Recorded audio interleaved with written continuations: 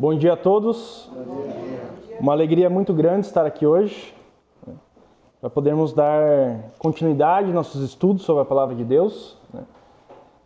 Lembrando que é um dia em que a gente não é o dia exclusivo do estudo, né? Todos os dias temos que estudar sobre a Palavra de Deus, né?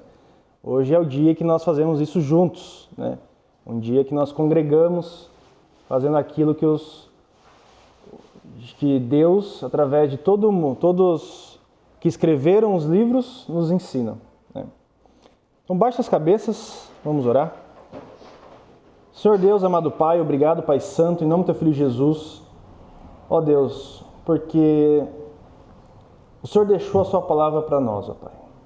Tua palavra diz que ela foi inspirada pelo Senhor para nós, ó Pai, para que ela fosse útil para o ensino, para a repreensão, correção, para que nós, ó Pai, pudéssemos estar aprendendo do Senhor, ó Pai, e entendendo, ó Pai, que somos pecadores e que precisamos do Senhor, ó Pai. Sem Ti nada podemos fazer, ó Pai. Ó Deus, nos ensina nesse momento, ó Pai Santo, que Teu Espírito possa estar trabalhando nos nossos corações e que seja, Pai, acima de tudo, tudo para a honra e glória do Teu nome. É o que te agradecemos e pedimos em nome do Filho Jesus. Amém.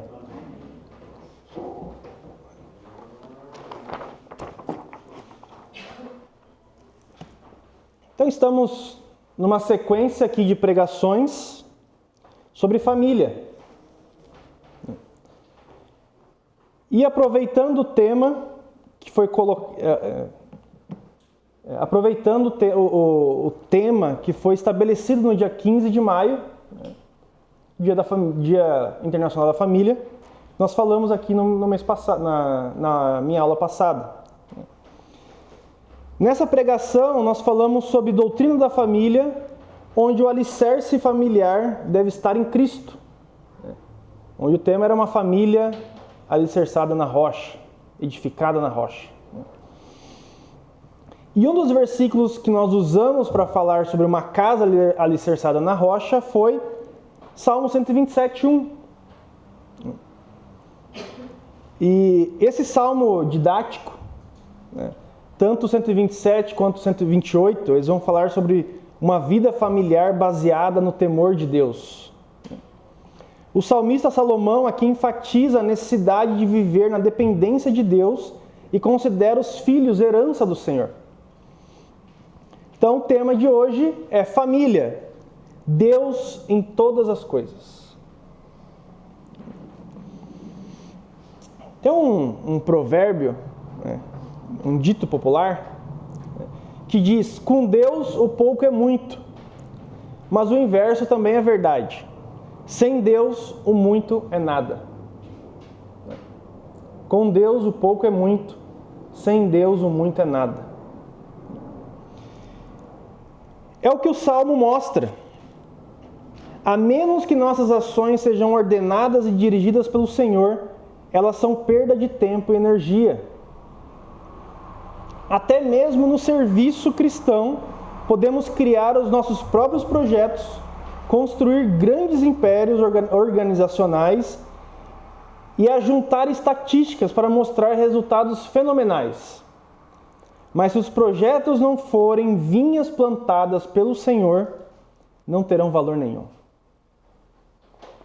O homem propõe, mas Deus dispõe. E o salmista escolhe 4 temas triviais para ilustrar seu argumento. Ele vai falar de construir, ele vai falar de guardar, ele vai falar de trabalhar ou desfrutar e vai falar de preservar. Não há sacrifício ou trabalho humano capaz de realizar muita coisa, a menos que a bênção de Deus esteja sobre o seu povo. Essa é a mensagem central do Salmo. Mais uma vez atribuída a Salomão, que foi um construtor e foi pai também.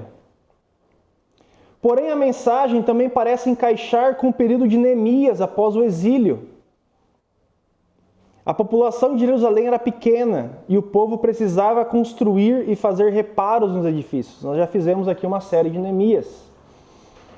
Vimos isso.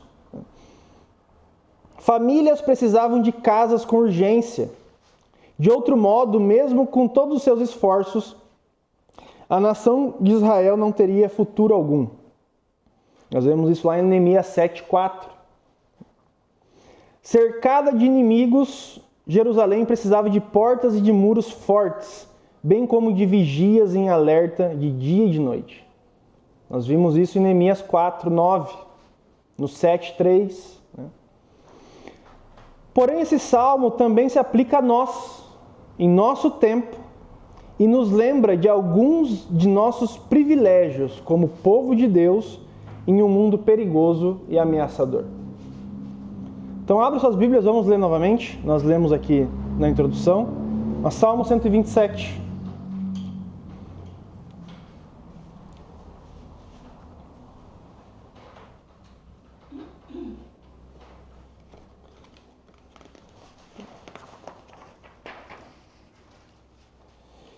Se o Senhor não edificar a casa, em vão trabalham os que edificam.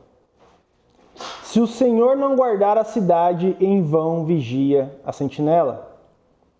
Inútil vos será levantar de madrugada, repousar tarde, comer o pão que penosamente granjeastes.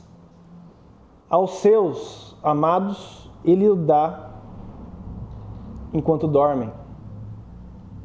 Herança do Senhor são os filhos, o fruto do ventre, seu galardão, como flechas na mão do guerreiro, assim os filhos da mocidade.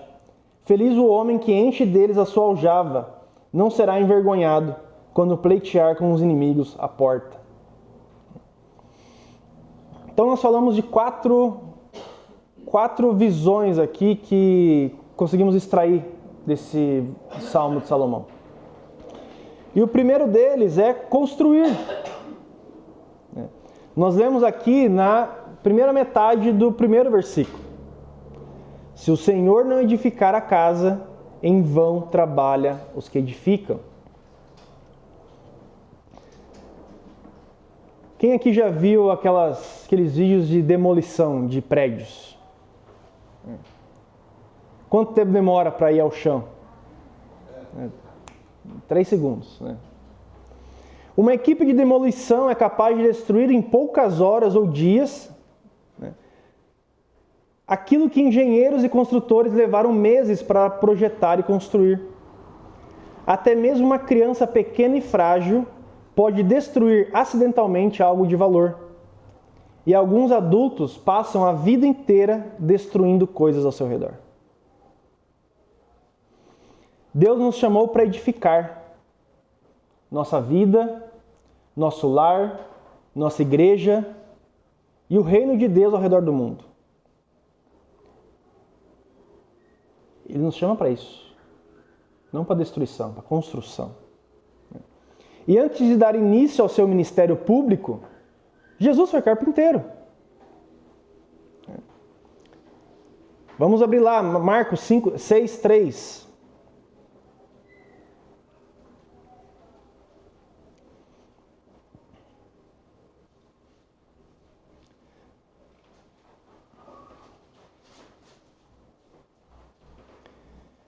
Não é este o carpinteiro, filho de Maria, irmão de Tiago, José, Judas e Simão? E não vive aqui entre nós suas irmãs? E escandalizavam-se dele. O que o carpinteiro faz? Ele pega uma matéria bruta e lapida ela, até ter um material, um móvel, uma escultura. É isso que ele faz nos nossos corações, na nossa vida. Ele nos pegou bruto, sujo lá, e vai ali, vai tirando a lasca, vai tirando, até o dia que ele nos recolhe. Mas até o final das nossas vidas, ele vai lapidar, ele vai trabalhar em nós. E presentemente ele está edificando a sua igreja no mundo. Mateus 16:18.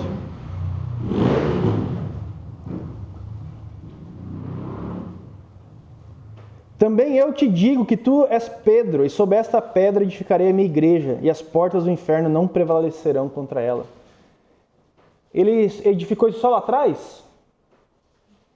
Todo dia ele trabalha na nossa igreja.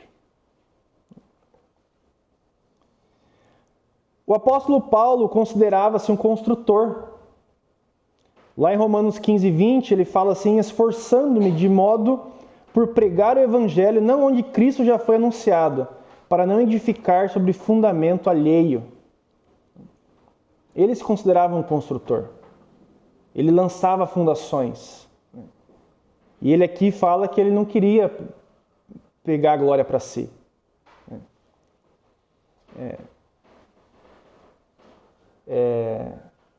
Dar um estudo para um crente não tem mérito nenhum.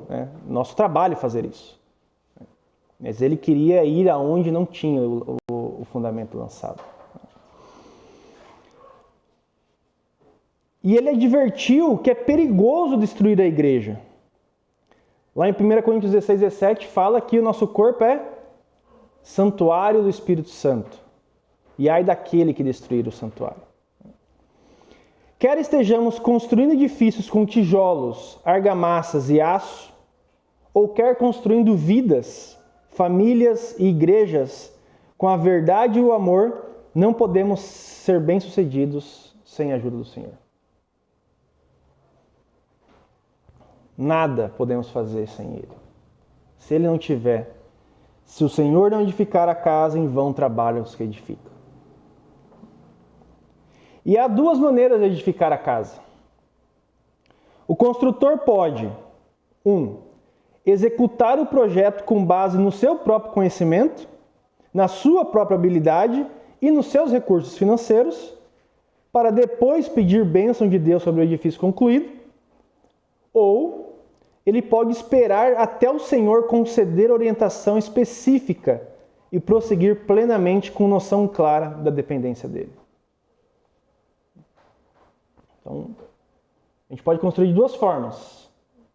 Pelo nosso conhecimento e depois, eu fiz isso aqui para Deus, né? Ou a gente pode esperar a orientação de Deus e aí construir. Qual o lugar certo? Qual o material certo? Qual a forma certa? Qual o tempo certo? Faz sentido eu construir na chuva? Não faz. Nós vimos, faz sentido construir na areia? Não faz. Então, no primeiro caso, o projeto nunca vai além do âmbito carnal. No segundo, pode-se experimentar a emoção de ver Deus operar por meio da provisão maravilhosa dos recursos necessários e das convergências e circunstâncias que jamais ocorreriam por acaso. Quem já escutou a história aqui da igreja sabe como é a diferença de ser pela mão humana ou ser pelo Espírito. Em uma era para ser do lado aqui, aí o cara cancelou, e aí em menos de uma semana arrumou outro lugar, arrumou dinheiro, tudo Deus conduziu para que construísse. Essa é a diferença. A gente queria fazer por mão humana, aí não deu certo. Deus falou assim, se não for comigo, em vão vocês vão trabalhar. Construir com Deus faz toda a diferença. Lá em João 15, 5.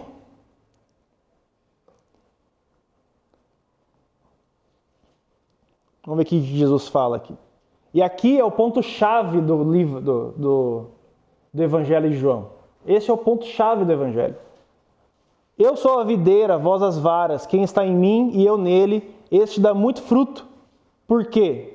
Porque sem mim nada podereis fazer. Esse é o ponto-chave aqui do Evangelho.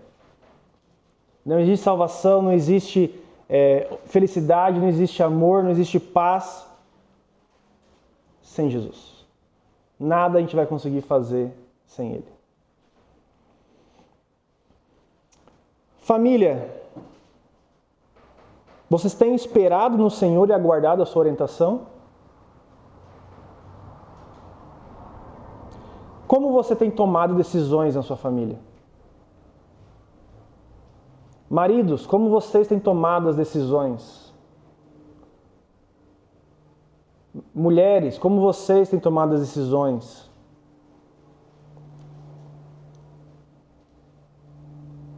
Então, o primeiro ponto, construir.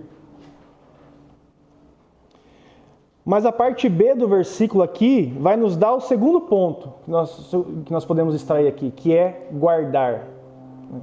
Vamos ver lá.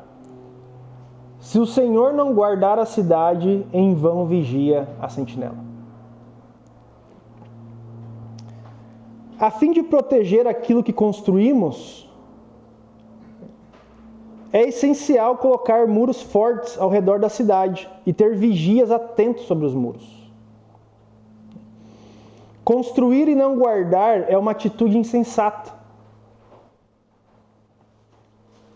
Aqui em outros países talvez não veja isso, mas aqui toda casa tem o seu muro. Porque senão o ladrão vem.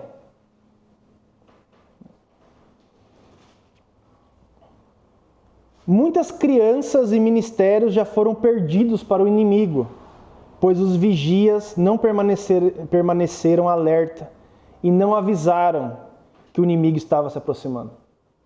O que o vigia fazia desse tempo em cima do muro? Dormia. Não, mas naquele tempo, qual era o trabalho do vigia? Você tinha muros altos, e geralmente os muros precediam de valas, para dar uma aparência maior ainda, né? Muros robustos, ou às vezes só de paliçada, mas tinha um lugar para que alguém pudesse olhar, e geralmente tinha uma vista ampla, não podia estar debaixo de uma montanha, ele tinha que estar num lugar apropriado, e quando ele tinha que estar olhando, né? O vigia tinha que ter o quê? Uma visão boa, ele tinha que estar atenção boa, e quando ele via uma coisa diferente, ele avisava. Ou para que se fechasse as portas, ou para que alguma coisa fosse feita. E aqui o salmista, ele nos alerta, porque se a gente não tiver o sentinela vigiando, o inimigo vai entrar na nossa casa, na nossa vida, na nossa família. E muitas crianças e ministérios já foram perdidos para o inimigo, porque os vigias dormiram. Construir e batalhar devem ser tarefas simultâneas para o cristão hoje. E é por isso os homens de Neemias seguravam as ferramentas com uma das mãos e carregavam espadas com a outra. Neemias 4, do 1 ao 7. A gente vê isso. E sucedeu que, ouvindo Sambalate que edificávamos o muro, ardeu em ira e se indignou muito e escarneceu dos judeus. E falou na presença de seus irmãos e do exército de Samaria e disse: que fazem esses fracos judeus? Permitir-se-lhes isso? Sacrificarão? Acabá-lo-ão num só dia? Vivificarão dos montões do pó as pedras que foram queimadas? E estava com ele Tobias, o amonita, e disse: ainda que edifiquem, vindo uma raposa, derrubará facilmente o seu muro de pedra. Ouve, ó nosso Deus, que somos tão desprezados, e caia o seu opróbrio sobre a sua cabeça, e faze com que sejam um despojo numa terra de cativeiro. E não cubras a sua iniquidade, e não se risque diante de ti o seu pecado, pois que te irritaram defronte dos edificadores. Assim edificamos os muros, e todo o muro se cerrou até a sua metade, porque o coração do povo se inclinava a trabalhar. E sucedeu que, ouvindo Sambalate, Tobias e os arábios, os amonitas e os asdotitas, de tanto ia crescendo a reparação dos muros de Jerusalém, que já as roturas se começavam a tampar. Iraram-se de sobremodo. Neemias, quando a gente estudou aqui, o que a gente viu? Antes de fazer qualquer obra, o que ele fez? Ele orou. E o inimigo, quando vê a gente construindo, ele vai e começa a arquitetar. Versículo 18.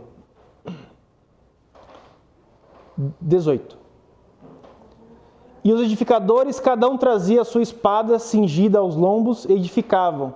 E os que tocavam a trombeta estavam junto comigo. Então, numa mão a pá e na outra mão a espada. O conhecido pregador Charles Spurgeon, um dos trabalhos dele, ele chamou no seu periódico A Espada e a Pá, pois o seu objetivo era edificar os cristãos e a igreja e lutar contra o pecado e as falsas doutrinas. Não dá para a gente construir e não vigiar. Porque quando o ataque vem, nós temos que estar preparados. Você tem se preparado? Você tem vigiado?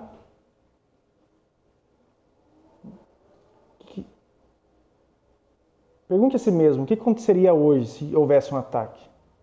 Estaria preparado para trabalhar com Deus?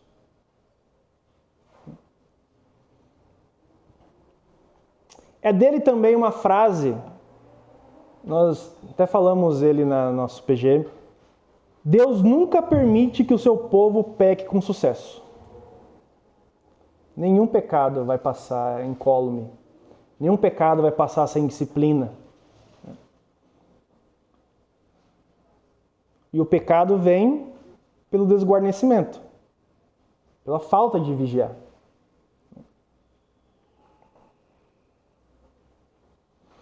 Ao aguardar a sua execução numa prisão romana, Paulo incentivou Timóteo a pregar a palavra e a ser sóbrio, vigilante em todas as coisas. Lá em 2 Timóteo 4, do 1 ao 5.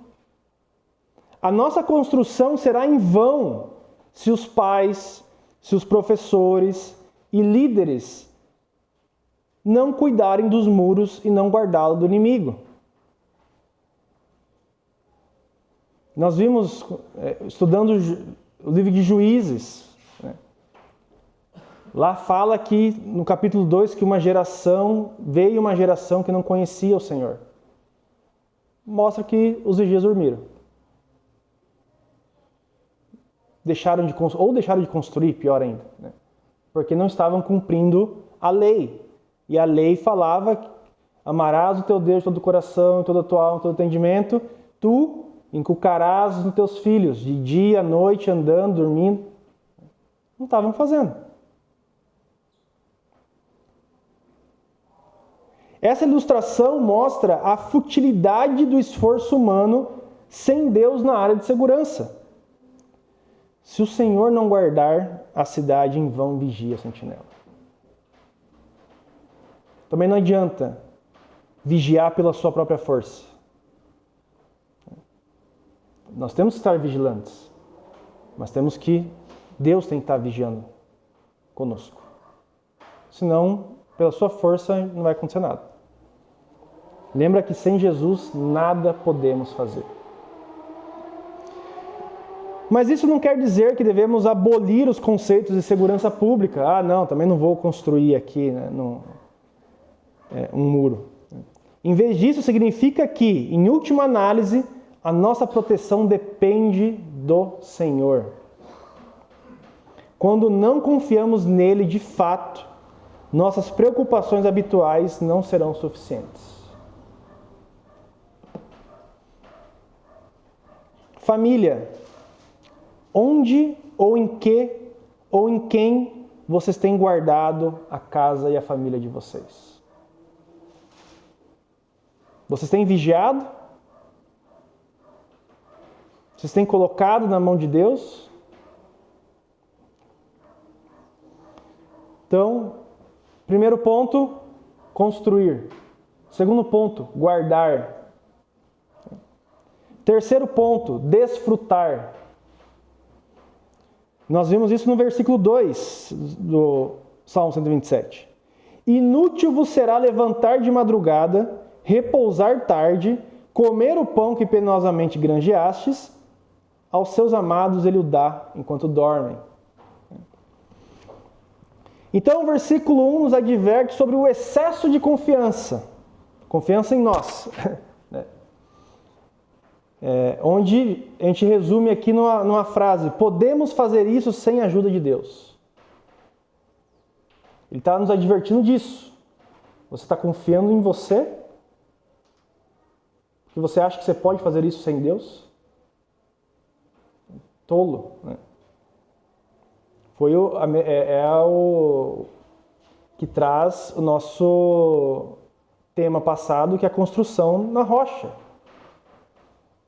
Em nenhum momento a Bíblia fala que o homem não fez direito, não se empenhou naquilo.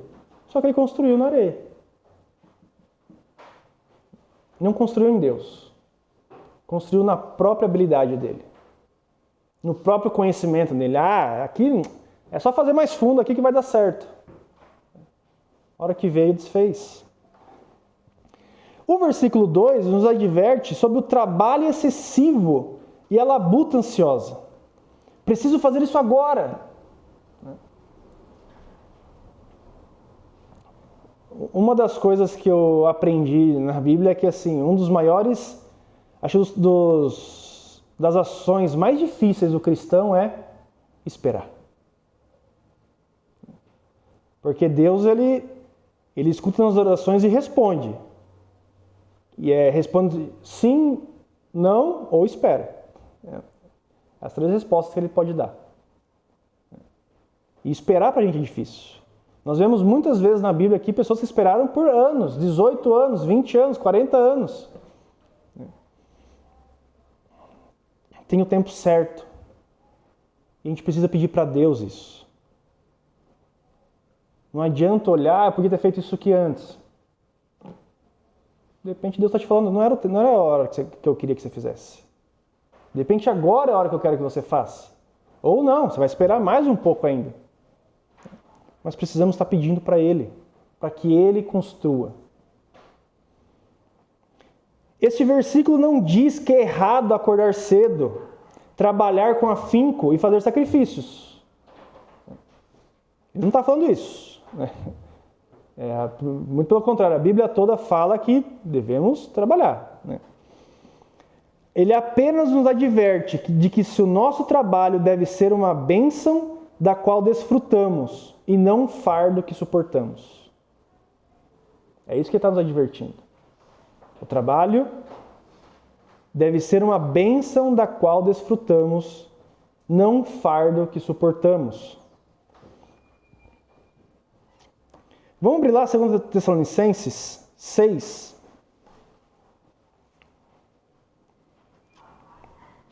Porque o novo 2 Tessalonicenses 3, versículo 6. Inclusive o Novo Testamento reitera essa informação. Não vos ordenamos, irmãos, em nome do Senhor Jesus Cristo, que vos aparteis de todo irmão que ande desordenadamente, e não segundo a tradição que de nós recebestes?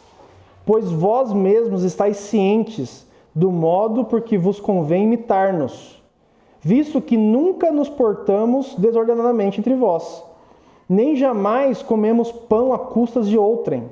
Pelo contrário, em labor e fadiga de dia e de noite trabalhamos, a fim de não sermos pesados a nenhum de vós.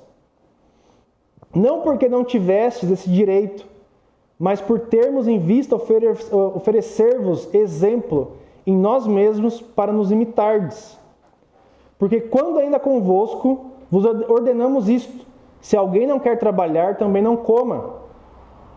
Pois de fato estamos informados de que entre vós há pessoas que andam desordenadamente, não trabalhando. Antes se intrometem na vida alheia. A elas, porém, determinamos e exortamos no Senhor Jesus Cristo, que trabalhando tranquilamente comam seu próprio pão. E vós, irmãos, não vos canseis de fazer o bem. Caso alguém não preste obediência à nossa palavra dada por esta epístola, notai-o, nem vos associeis com ele, para que fique envergonhado. Todavia, não o considereis por inimigo, mas adverti-o como irmão. Ora, o Senhor da paz, Ele mesmo, vos dê continuamente a paz em todas as circunstâncias. O Senhor seja com todos vós. Sem dúvida, o trabalho físico e mental fazem parte desse mundo corrompido. Lembra que lá no Jardim do Éden, não era penoso. E pelo pecado, Deus colocou, fez nascer ervas no campo, né? Espinhos e abrolhos.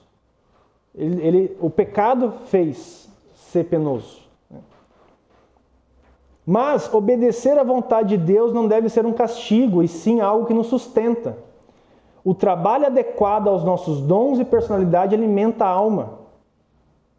Lá em João 4,34, disse-lhe Jesus: a minha comida consiste em fazer a vontade daquele que me enviou e realizar a sua obra. Então, quando trabalhamos, o trabalho adequado aos nossos dons e personalidades alimenta. Mas o trabalhador ansioso come pão de lágrimas, cheio de tristeza, enquanto trabalha e também enquanto tenta descansar durante a noite, em meio às preocupações com o dia seguinte. Quem aqui já não dormiu, às vezes teve um sono difícil, porque ficou pensando no trabalho seguinte. Eu me coloco nisso.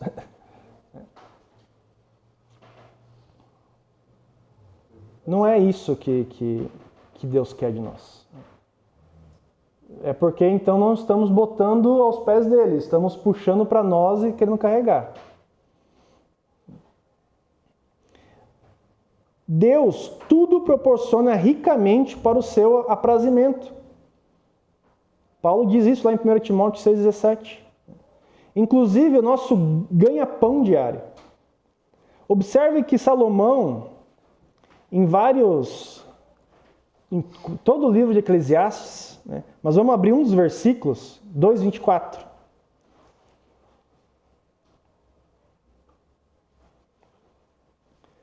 Não há melhor para o homem do que comer, beber e fazer que a sua alma goze o bem do seu trabalho. No entanto, vi também que isso vem da mão de Deus. Se está penoso, se está difícil, você não tem nem satisfação em desfrutar disso, é um momento de vigiar. Será que você não está fazendo isso pela sua própria força, pelo seu próprio conhecimento?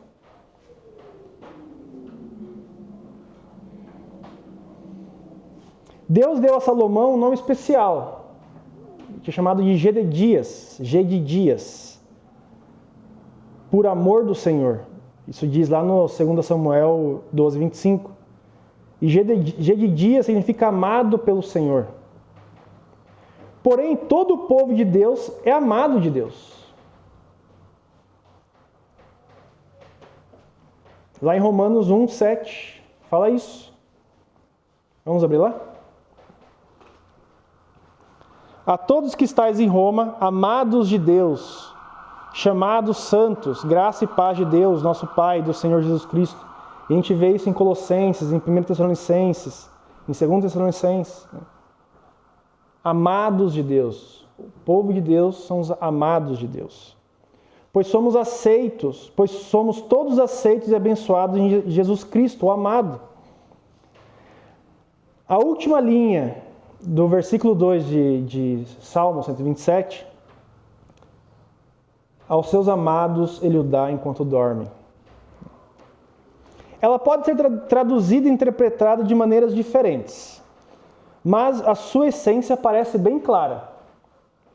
Nós nos cansamos durante a obra de Deus, mas não nos cansamos da obra de Deus. Pois o Senhor, que nos dá forças para trabalhar, também nos dá o descanso de que precisamos. Você tem pedido descanso de Deus? Doce é o sono do trabalhador. Eclesiastes 5:12. Daqueles que colocam na mão de Deus.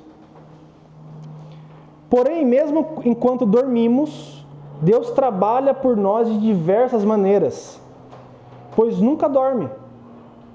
Enquanto chega a noite e nos deitamos para dormir, podemos olhar para o dia que passou e às vezes desejar, eu podia ter trabalhado diferente, eu podia ter me empenhado mais aqui, eu podia ter menos interrupções, mas podemos entregar o trabalho desse dia nas mãos do Senhor e nos aquietar. Depois de um dia cansativo de ministério, Jesus conseguiu adormecer num barco no mar durante uma forte tempestade. Ele teve que... Os discípulos não estavam dormindo. Foram acordar para ele e teve que ir lá repreender. Ele estava dormindo tranquilamente. Ele coloca na mão de Deus. Aos seus amados, Deus dá enquanto dorme. Desde que peça. Né? Agora, se a gente não pedir, não colocar e querer construir pela nossa própria força e conhecimento, Ele nos chama, gente. Em vão vocês vão construir, se vocês não estiverem comigo. Se vocês estiverem comigo, se vocês não estiverem comigo, é inútil acordar mais cedo, vou acordar mais cedo, vou trabalhar mais, se a gente não tiver colocado isso na mão de Deus. E chegar à noite ainda e ficar preocupado, vai ser inútil. O salmista diz isso para nós. Agora, você tem se cansado durante a obra do Senhor? Ou você tem se cansado da obra do Senhor? Do que você tem se cansado? Você tem entregado nas mãos de Deus? Nas atividades diárias, é inútil trabalhar horas a fio e receber um salário recheado de labuta ansiosa. É isso que o texto fala. Nosso trabalho só compensará se estivermos no lugar em que Deus nos colocou. Quantas vezes a gente escolhe trabalhar num lugar, escolhe fazer um trabalho sem consultar Deus, se era o que Ele queria. A Bíblia não nos orienta a cruzarmos os braços e viver à custa dos amigos. Deixa claro, porém, que se não trabalharmos na dependência de Deus, não chegaremos a lugar nenhum.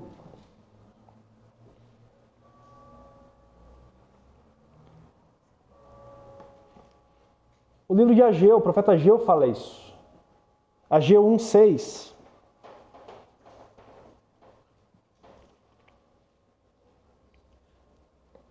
Tendes semeado muito e recolhido pouco.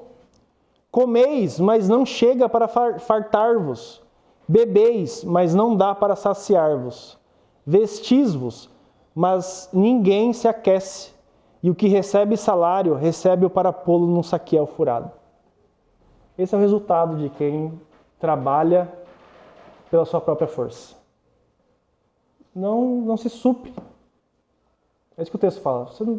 Você nunca vai se suprir se você continuar trabalhando pela sua força sem colocar nas mãos de Deus. E a família deve colocar tudo na mão de Deus. Então, em vão, a gente não se sacia. Mas, em contrapartida, quando nós entregamos verdadeiramente ao Senhor e vivemos para a sua glória, Ele pode nos conceder, enquanto dormimos, dádivas que jamais seremos capazes de obter por meio de longas horas e de trabalho cansativo. Quem aqui já tentou correr atrás e não conseguiu realizar uma coisa? E aí cansou, colocou na mão de Deus e de repente resolveu. De outra forma.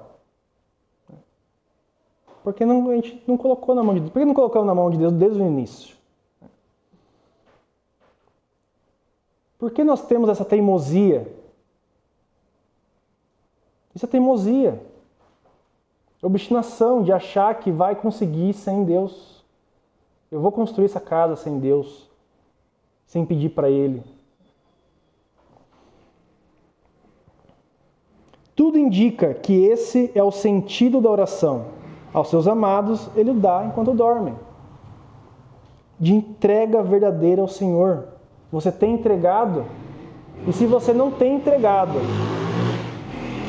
eu convido você hoje a fazer isso. Eu sei que você tem uma preocupação, você tem um anseio entrega isso hoje na mão de Deus. Se você não fez por preguiça, por obstinação, convido você a fazer isso hoje. Eu desafio você a fazer isso hoje. Coloca na mão de Deus.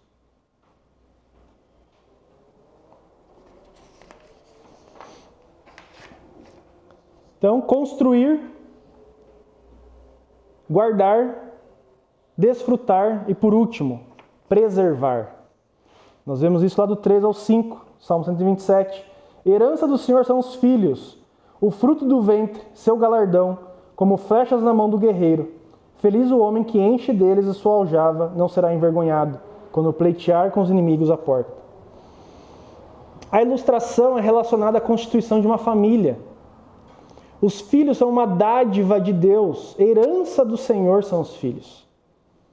Essa descrição se aplica a filhos educados num lar que honra e obedece ao Senhor. Porque se não educar, se nós não fazermos o mandamento que Deus nos dá, vai ser tristeza. Depende do nosso trabalho, de nós obedecermos a palavra de Deus. Deus manda, educa, e vai ser herança, vai ser um fruto do ventre. Vai ser seu galardão fazer isso. Você tem que ser exemplo para o seu filho. Já falamos aqui da outra vez. Como é que eu vou cobrar meu filho de ler a Bíblia se eu não leio? Como é que eu vou cobrar de ele vir na igreja se eu não venho? Como é que eu vou cobrar ele de agir numa situação se eu não ajo nessa situação? De nada adianta construir e guardar nossas casas e cidades se não há gerações futuras para herdá-las e dar continuidade à família, à igreja, à cidade ou à nação. Se nós não construirmos as nossas crianças, não ensinar as nossas crianças, qual que é a geração futura que vai trabalhar aqui na igreja? Não vai ter. Qual a geração futura que vai dar continuidade à sua família? Havia poucas pessoas vivendo em Jerusalém logo depois do exílio, lá em Neemias. Nosso estudo nos trouxe isso. E era importante que os jovens se casassem, constituíssem família.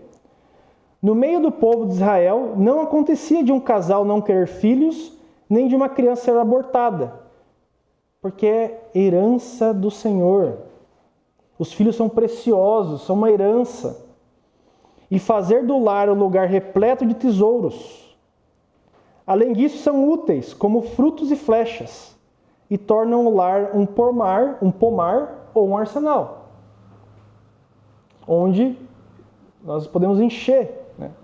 Mas também, como disse o Alan aqui na abertura, a flecha nós atiramos, e ela alcança coisas que nós não alcançamos.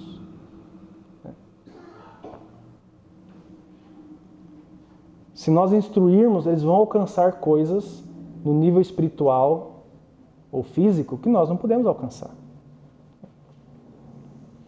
O que acontecerá se não educarmos nossos filhos de modo que conheçam e amem a verdade e que lutem contra as mentiras e o mal nos anos por vir? Se nós não fazermos isso, daqui a pouco na escola vai trazer o ensino, ele vai adorar esse ensino. Vai chegar na faculdade... a pessoa da faculdade disse que isso aqui, ler a Bíblia não é importante, o certo é ler outro livro. Se você não educar, o mundo vai educar. Se você não educar, Satanás vai educar.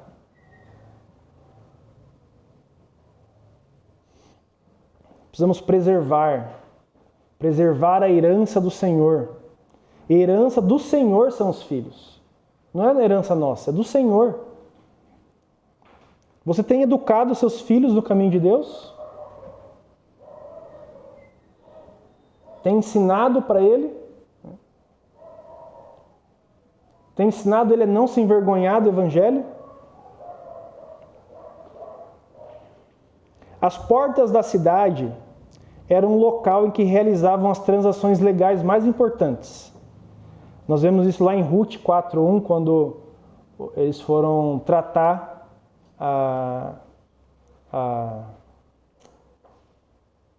não é, como é que é o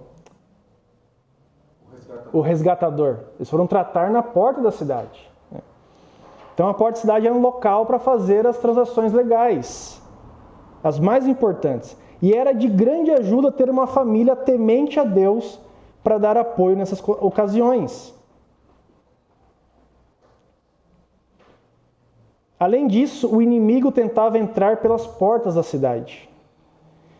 E quanto mais filhos para lutar ao lado de cada homem, maiores as probabilidades de conquistar a vitória. É na família que devemos preservar o melhor do nosso passado e de investirmos no futuro. E não passar o pior do nosso passado. É neles. Nós temos que trazer o melhor que teve. O melhor que eu tive foi aprender de Deus. E é isso que eu tenho que passar para ele. Não passar o que eu era lá atrás. E às vezes nós queremos que nossos filhos sejam um reflexo da nossa infância.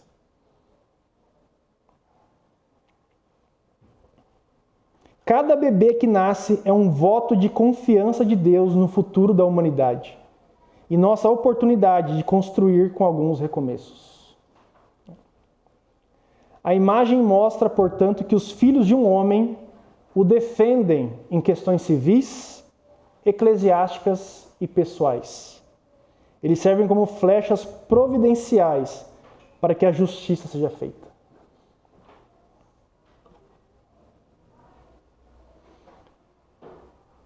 Não vai ser todo mundo que vai conseguir ter filhos. Questões fisiológicas, né? Mas nós temos aqueles que têm que entender que são herança do Senhor. A família tem que trabalhar nisso, eles fazem parte da família. Para concluirmos, o Salmo ilustra de uma forma vívida as palavras do Senhor por meio de Zacarias. Zacarias 4:6. Esse Salmo está trazendo esse mesmo entendimento aqui. Não por força nem por poder, mas pelo meu Espírito, diz o Senhor dos Exércitos. A Bíblia mostra que ele fez muita coisa, sem ser por força, sem ser por poder. Quem destruiu o exército do egípcio na saída no Êxodo não foram os israelenses, foi Deus. Deus faz, e a gente vê isso em várias batalhas depois. Deus fez ruir a muralha de Jericó. Não foi força humana, foi por Ele, no Espírito dele. Corremos o risco de depender do poder do dinheiro ou da generosidade humana. A vontade de Deus, porém, não se concretiza dessa forma. É pelo seu Espírito que construímos para a eternidade. O que importa não é aquilo que fazemos para Deus por meio de nossos próprios recursos, mas o que fazemos o que Deus faz por meio de nós por sua graça.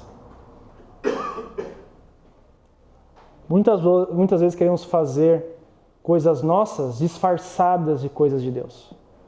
Não, eu quero fazer isso aqui porque eu quero, mas não, é para Deus. Mas às vezes é você querendo fazer aquilo pela sua própria força, disfarçado de uma boa vontade.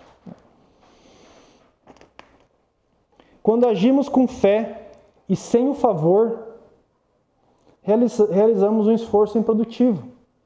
Em vão nós vamos construir, em vão nós vamos vigiar.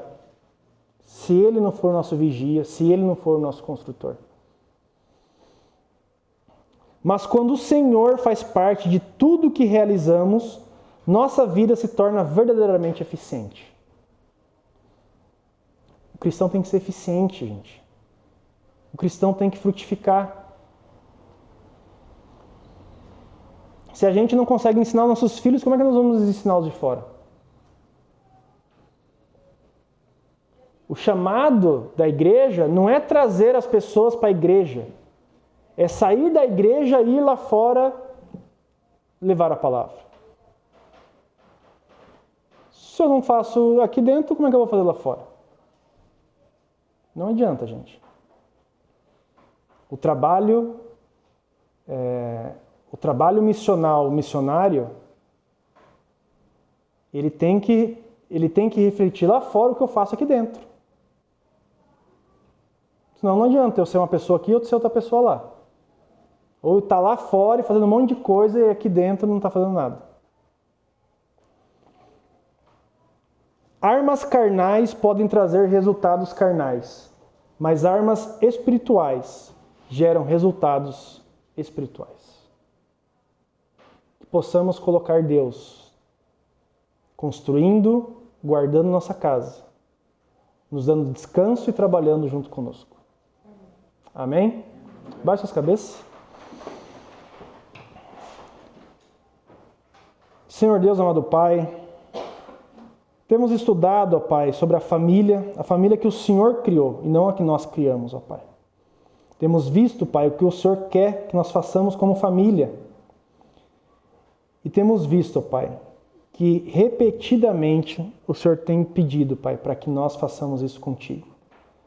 Para que nós não façamos isso pela nossa força, mas pedindo ao Senhor, para que o Senhor faça por nós. Para que o Senhor nos instrumentalize. Ó Deus, nos ajuda, Pai. Ó Deus, quebranta nosso coração, Pai. Tira essa teimosia, essa obstinação nossa de querer fazermos as coisas sem o Senhor. Mas, ó Deus, queremos hoje, ó Pai, colocarmos aqui diante do Senhor, que o Senhor faça por nós, ó Pai. Que o Senhor permita que possamos deixar nossos fardos,